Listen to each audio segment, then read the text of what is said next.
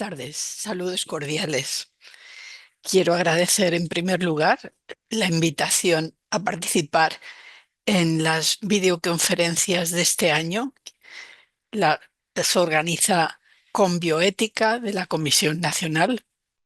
Gracias también a quienes organizan estas sesiones y, eh, por supuesto, a quienes se interesan por las videoconferencias y van a seguir esta sesión. Eh, Mi nombre es María Teresa López de la Vieja y soy profesora emérita honorífica de la Universidad de Salamanca. La presentación es Salud Pública y Feminismo y se trata de recordar algunos datos que demuestran que es necesario ampliar la perspectiva sobre la salud pública en el sentido de la salud de toda la población, sin excluir a nadie, y tiene esa doble dimensión que tiene siempre el enfoque feminista, un enfoque crítico, señalando lo que falta todavía para la igualdad entre mujeres y hombres, y un enfoque constructivo en la medida en que amplía la visión de los problemas sociales y en este caso de salud pública, en la línea de lo que ya estaba en la definición inicial de bioética, la definición de Potter, puente hacia el futuro. Eh, Voy a compartir con todos y todas, voy a compartir la presentación. Bueno, espero que puedan verla bien ahora. Aquí está el título al que me referí hace un momento, la aportación del feminismo al análisis de la salud pública. Esto es el tema de la presentación. Y vamos a ir en tres pasos. En primer lugar, pues insistir en que se trata de ampliar la perspectiva, de añadir otra voz, una voz autorizada, puesto que es la que se enfoca a la mitad de la población, aquella que no tiene acceso en condiciones de igualdad a las prestaciones sanitarias y a la prevención de enfermedades en las mujeres. Eh, a partir de esta premisa general, pues vamos a ver un ejemplo. Es el informe de la Organización Mundial de la Salud que dio a conocer el año pasado y que aporta datos bastante significativos. En la misma línea que se aproxima a la salud pública, otras organizaciones como la Organización Panamericana de la Salud, ONU Mujeres, la OCDE y, en fin, distintas entidades y organizaciones que señalan que efectivamente existe un problema. ¿Cuál es el problema? Pues el que muestran los datos y consiste en la brecha de género. Y concretamente esta se manifiesta en tres áreas: en los cuidados y cómo se distribuyen, en la violencia contra las mujeres y el aumento de casos, y en tercer lugar, la disminución de recursos para atender a la salud sexual y reproductiva. A partir de estos datos, eh, hay propuestas sobre cambios en la política sanitaria y vamos a ver que este enfoque eh, se centra sobre todo en los diferentes papeles y derechos entre mujeres y hombres, pero permite también ampliar más el enfoque de los temas sanitarios porque se trata de un enfoque interseccional. Es lo que vamos a ver. En primer lugar, el ejemplo. El ejemplo es ese informe del año anterior dedicado a la atención sanitaria y más en particular sobre los cuidados. Eh, el problema reside en que la distribución de esos cuidados es muy desigual. Si vamos, por ejemplo, a las cifras que maneja la Organización Mundial de la Salud, cifras de muy distintos países, los cuidados profesionales o formales están a cargo en un 67% de mujeres. Y si vamos a los cuidados no profesionales o informales, esta cifra sube hasta el 76%. Y una de las consecuencias no deseables de esta feminización de los cuidados es que se trata de un sector y de una actividad en general poco valorado y mal remunerado. ¿Qué propone la Organización Mundial de la Salud? Distintas actuaciones. Actuaciones que vayan a la raíz del problema. En primer lugar, hay que reducir la brecha de género. En segundo lugar, allí donde las haya, hay que apoyar las medidas de equilibrio de género. En tercer lugar, eh, se trata no solamente de mirar los datos sobre salud, sino ampliar ya la mirada y mejorar las condiciones económicas y condiciones de trabajo, pues para que sean atractivas. Y eso además implica incluir en el cuidado todas las modalidades, no solamente fijar la atención en los cuidados profesionales o formales. En conjunto, todo ello debería traducirse en mayor robustez de los sistemas sanitarios y de los sistemas de cuidado, que en algunos países son distintos, en otros tienden a fusionarse. Esto es un tema que hay que ver país por país, pero la idea general de la Organización Mundial de la Salud es que el sistema sanitario público ha de ser reforzado. Hay otras organizaciones que a partir de datos han constatado el mismo fenómeno, la brecha, la distancia importante entre posibilidades al alcance de mujeres y al alcance de hombres en lo que se refiere a la salud. En este caso, la Organización para la Cooperación y el Desarrollo Económico, la OCDE, preparó una serie de documentos para hacer balances sobre los efectos que tenía la COVID-19 durante distintos meses. Estos informes son además del mismo año 2020. Y en abril ya señalaba la OCDE que las mujeres, más que los hombres, habían estado en primera línea de la crisis sanitaria. Y esto se afirma en el documento a partir de distintos datos que analiza y son la base para hacer propuestas. Esas propuestas también en ese informe extenso de la OCDE se refieren a qué había pasado con los cuidados informales durante la pandemia, el confinamiento, y qué se debería hacer para subsanar las deficiencias que se detectaron. Bueno, los cuidados informales se tuvieron que prestar en el ámbito privado, en el ámbito familiar, y además eh, muchas personas que atendían a menores o personas dependientes también tenían responsabilidades laborales y tuvieron que desempeñar su actividad a través del teletrabajo. ¿Cuál es la dificultad? La dificultad residía en que esa sobrecarga de responsabilidades profesionales, familiares, eh, pues cayó mayoritariamente sobre las mujeres.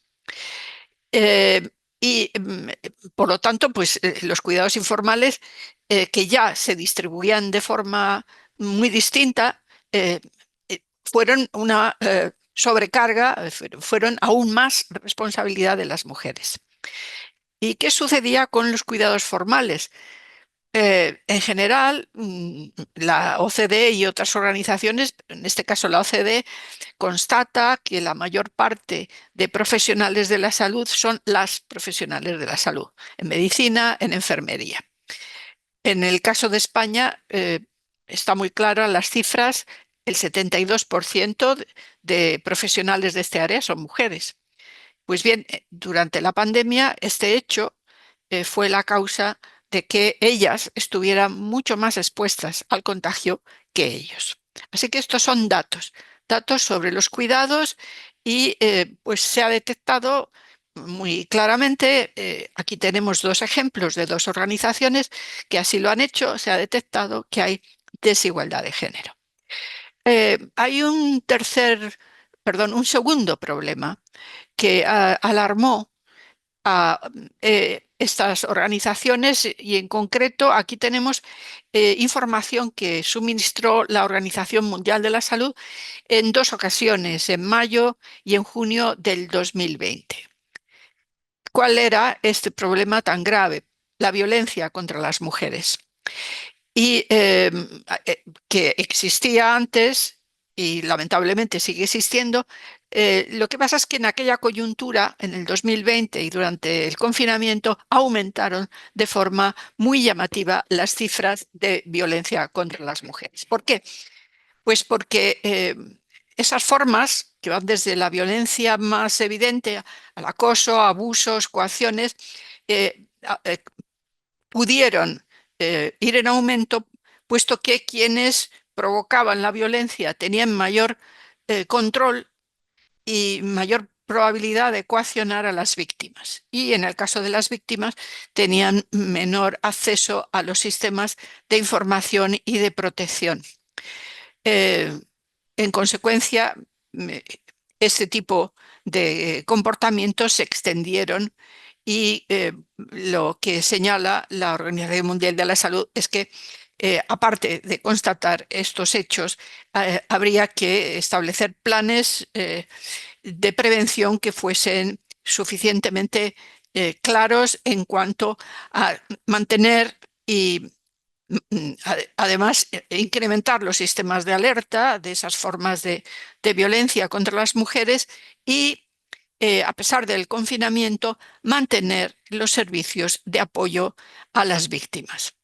En el caso de España, se atendió, si no de forma completa, pero sí se atendió este llamamiento de la Organización Mundial de la Salud y además se constataron con datos esos casos crecientes de violencia y se aprobó un Real Decreto en el mismo 2020 con medidas urgentes para atajar el problema, porque era bastante llamativo lo que estaba sucediendo.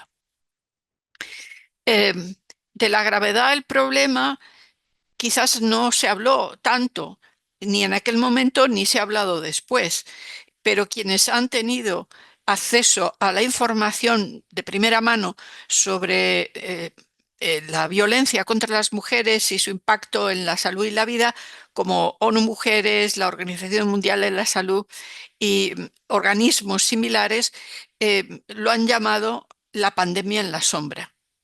No tan visible como la pandemia causada por el virus el SARS, eh, que era obviamente lo más grave en aquel momento, pero se acercaba en cuanto a necesidad de tomar medidas y de atajar el problema y, por supuesto, prevenir la violencia contra las mujeres. Entonces, bueno, aquí tienen enlaces a información que está disponible en YouTube, donde responsables de estas organizaciones lo llaman así, pandemia en la sombra, e insisten en lo que sería pues otro tipo de crisis grave que no se ha conocido o no se ha conocido el alcance de esta gravedad. El tercer ámbito en el cual hubo retroceso importante y que consta que la palabra retroceso se ha usado por parte de estas entidades y otras, como la Fundación Bill Gates, que también hizo informes. En fin, eh, es unánime la valoración negativa de lo que ha sucedido durante la pandemia para la salud de las mujeres. Y entonces, otro indicador de retroceso es la salud sexual y reproductiva. En este caso, Naciones Unidas, en abril del 2020, hizo un informe sobre la salud materno-infantil, incidiendo en los riesgos y el aumento de la mortalidad. ¿Por qué?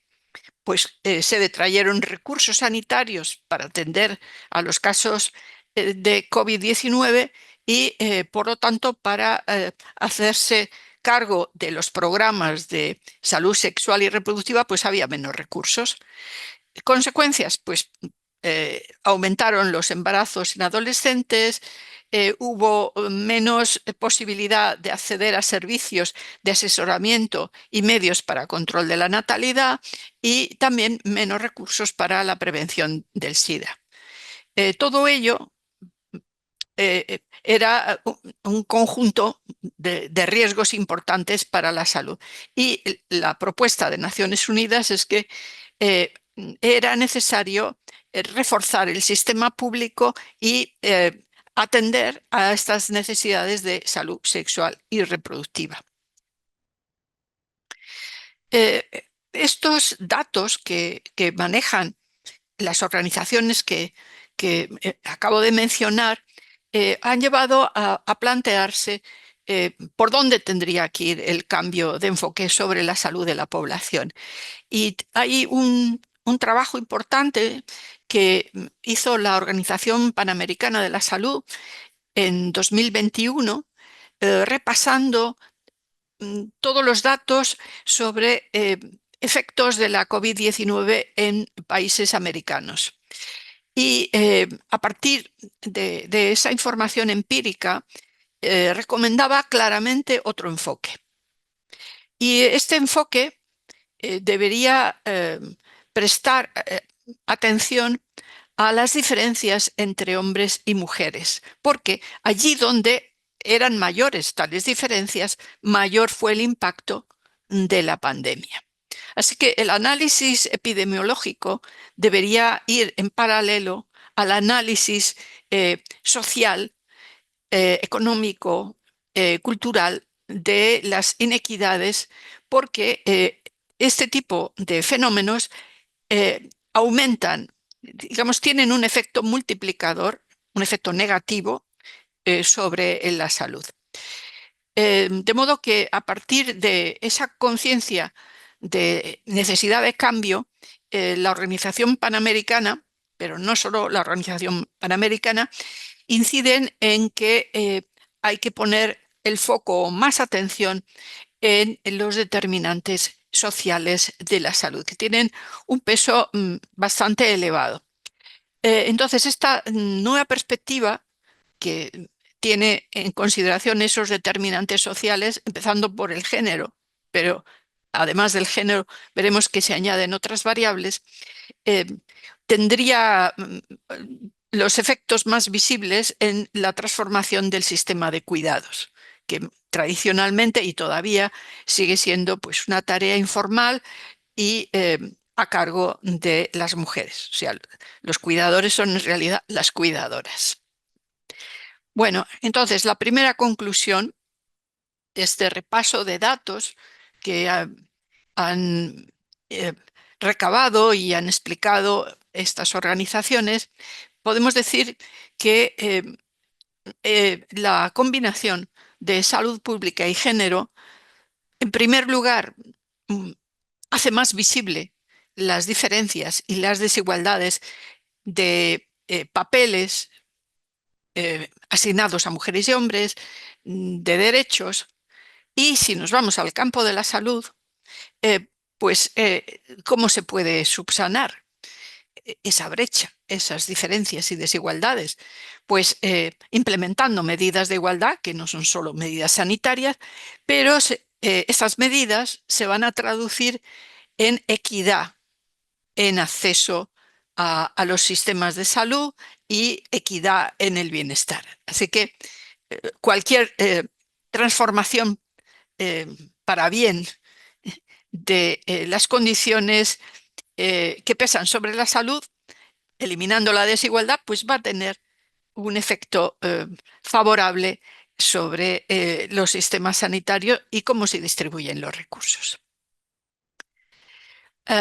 Este foco que pone el acento en el papel de los condicionantes sociales y que tiene una trayectoria ya significativa, teórica y práctica, de qué es lo que eh, aporta el género a esta nueva visión de los temas de salud, pues se ha ido ampliando todavía más. empezaba diciendo que está esa perspectiva crítica, pero también la perspectiva constructiva de las teorías feministas.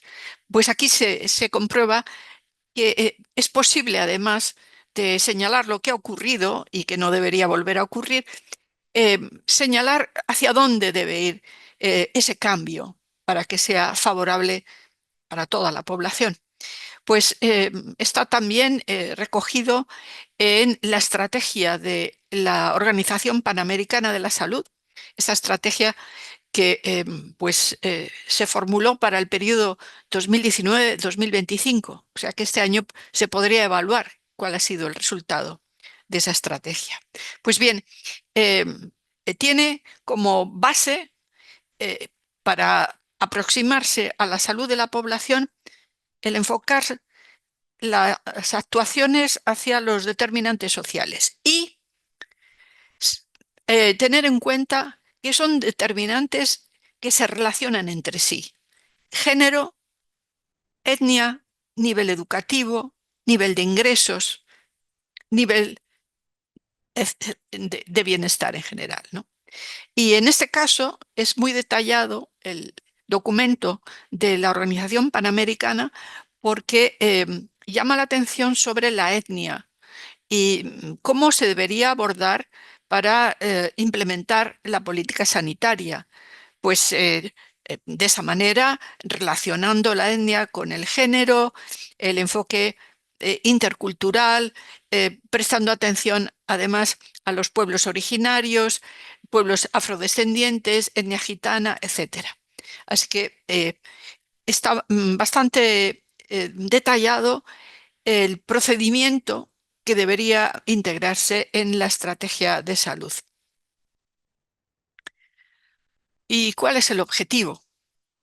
Pues ya lo señaló esa misma organización, igual que otras, pero en este caso tenemos además un documento del mismo año, cuando se hizo la estrategia del 2019, que directamente señala por qué vale la pena, por qué vale la pena evitar las inequidades en salud. Pues, ¿qué tipo de sociedad queremos? Esta es la pregunta. ¿Hacia dónde queremos ir? ¿Mantener desigualdades que se van ampliando? La brecha de género se va ampliando, la violencia de género no desaparece, en muchos casos las cifras aumentan. ¿O lo que queremos son sociedades más equitativas en las cuales se promueva el bienestar y la dignidad de los agentes? Bueno, si este es el objetivo, pues habrá que atender a cuáles son las estructuras sociales, cuál es la dinámica económica y cultural. Y no solo eso, y aquí vemos que la perspectiva se va ampliando efectivamente, pues hay que entender también a la interrelación entre el sistema de salud y el entorno natural. Claro, para ello habría que tomar en serio los derechos humanos y en el caso del derecho a la salud, pues hacer que sea un acceso universal a la atención sanitaria y eso debe ir acompañado para sostener ese sistema universal de una política fiscal, un refuerzo del sector público y de manera genérica la protección de los bienes públicos. Ah, por lo tanto, si lo que se quiere son sociedades más justas para tener esa atención universal o al menos acceso a los recursos en condiciones de igualdad, pues hay que trabajar reduciendo las desigualdades porque es obvio que tienen impacto sobre la salud. Entonces, esta es la pregunta. ¿Por qué perspectiva crítica y constructiva? ¿Por qué perspectiva de género interseccional? ¿Por qué prestar atención a comunidades? ¿Por qué prestar atención a formas específicas culturales? Pues porque todo ello son determinantes sociales y tienen impacto sobre la salud. Entonces, esta es la disyuntiva que hay que plantearse, ¿no? Cuando hablamos de salud. Sí, ¿hacia dónde queremos ir? qué tipo de sistema sanitario y qué tipo de sociedad queremos. Y el documento de la Organización Panamericana de la Salud pone el acento en los puntos que son más significativos. No solo eso, sino que además de analizar lo que ha ocurrido y pensar a largo plazo, eh, la Organización Panamericana insiste en que hay que anticiparse, hay que tener una estrategia prosocial, una visión a largo plazo, prospectiva, muy activa para prevenir futuras emergencias sanitarias, porque es obvio, y tenemos la experiencia de que pueden ser devastadoras, es obvio que pueden repetirse. Es decir, si hemos aprendido o no hemos aprendido la lección que es necesario prevenir. Entonces, esos planes eh, de salud para la población se tienen que actualizar y tienen que ser además orientados hacia adelante, ¿no? ¿Qué queremos y cómo vamos a prevenir? Esto significa que las políticas de salud y de bienestar pues tienen que ser eficientes a la hora de atender a personas, pero también a comunidades o a grupos con necesidades específicas. Y está claro que no se puede hablar de un grupo porque es la mitad de la población, pero la desigualdad de género, la desigualdad entre hombres y mujeres es la que incide más directamente en esos temas de desigualdad en acceso a los servicios sanitarios. Lo mismo también el personal a cargo de la atención pues es mayoritariamente personal femenino, o sea que hay que tener en cuenta esa variable. Y ya en el área privada está claro que los cuidadores tradicionalmente ahora, y no- sería deseable que no fuese así en el futuro, son las cuidadoras. Muestra de que ese enfoque se va ampliando y, digamos, este ampliar no anula lo que ya sabemos que hay que hacer en cuanto a evitar la desigualdad, pero sí que muestra una visión más rica, más compleja y que es también más completa. Pues está en la Agenda 2030. Hay un informe de Naciones Unidas del año 2023 que muestra que esta agenda no se está cumpliendo o no se está cumpliendo al ritmo que sería deseable. Y en la agenda, en los objetivos del desarrollo, está muy claramente señalado el papel del género. Tenemos, por ejemplo, el objetivo número 5, donde se señala la importancia de la igualdad de género, el empoderamiento de las mujeres, el eliminar la violencia que ellas padecen y atender a la salud sexual y reproductiva, que por cierto no es solamente un asunto de mujeres, ¿no? Que es un asunto que concierne a toda la población. El objetivo número 3, como sabemos, se centra en la salud y el bienestar y se detiene en lo que es la salud materno-infantil. El objetivo número 4, el tema de la educación inclusiva y así sucesivamente. Es decir, que el género está ahí en los objetivos de la Agenda 2030 y el concepto de salud pública pues tiene que ampliarse como salud pública sostenible. Y así está en el objetivo número 11, ¿no? Donde se muestra la importancia que tienen las desigualdades, importancia negativa, desigualdades e inequidades en salud. Entonces podemos hacer una segunda conclusión sobre el papel del género en la salud pública, en el tema de los cuidados, que es quizás la responsabilidad más genérica, que no afecta solamente al sistema sanitario, sino que afecta a todos los agentes que tienen que atender necesidades de otros agentes. Bueno, pues la igualdad en el cuidado que se puede gestionar en la vida privada de un modo u otro, pero que el resultado ya sabemos que hasta ahora es que se está gestionando de forma que no es igual todavía. Si pasamos al sistema sanitario y queremos un sistema equitativo, pues esa distribución de los cuidados sí o sí tiene que ser equitativa. Bueno, pues de lo anterior se pueden extraer algunas conclusiones. Cuando hablamos de salud pública, hay algunas lecciones que o bien se han aprendido o se tenían que haber aprendido en estos últimos 5 años, desde el 2020, incluso desde antes, pero desde luego desde el 2020 sí que tenemos experiencias, en muchos casos dolorosas, de lo que significa enfrentarse a emergencias para la salud pública.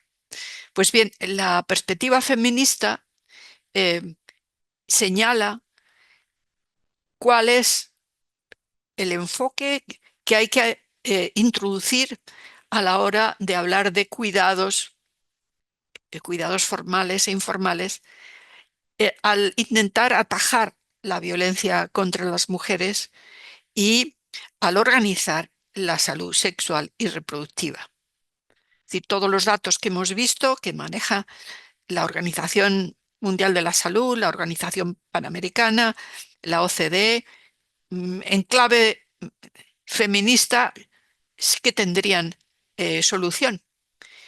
Y si pensamos en la política sanitaria en su conjunto, está muy claro que hace falta otro enfoque.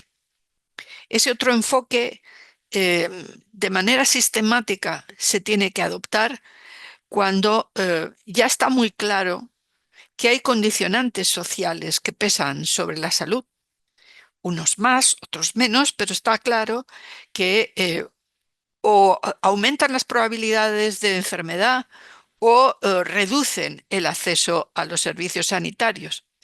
En todo caso, están ahí esos condicionantes sociales. Y la metodología que introduce el enfoque feminista es mostrar que hay claves para entender esas diferencias de género con impacto negativo y para solucionar el problema que genera esas diferencias.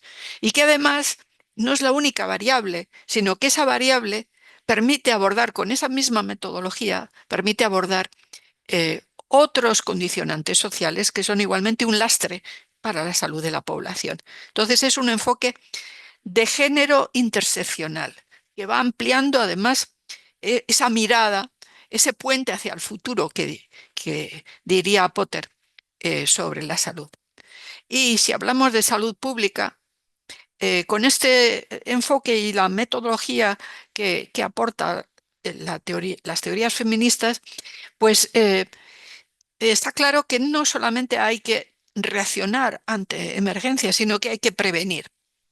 Y hay que prevenir eh, eh, problemas de salud, pero hay que incidir también en la parte positiva, en cómo promover la salud de la población. Y eso cada vez más está claro que va a estar ligado a un desarrollo sostenible. Así que lo que hemos visto es cómo cuando se introduce esa otra voz, esa otra mirada, inmediatamente conectamos todo aquello que influye negativa o positivamente sobre la salud. Y esto es la aportación que se puede hacer desde este ángulo, el ángulo de una teoría crítica y constructiva feminista con esa metodología de enfoque de género. Y por mi parte, yo lo dejaría aquí, invitando a que todas y todos analicen cuáles son los datos en su contexto, su país, su comunidad, su hospital, su hogar, si efectivamente sería necesaria esa otra mirada y otra estrategia para abordar los problemas, pero también para debatir sobre cuál es el objetivo, qué tipo de sistema sanitario y qué tipo de bienestar personal y colectivo sería deseable. Y solo me resta dar las gracias por la atención y de nuevo, pues gracias a quienes organizan estas videoconferencias. Para mí es un honor participar en ellas. Muchísimas gracias y hasta pronto.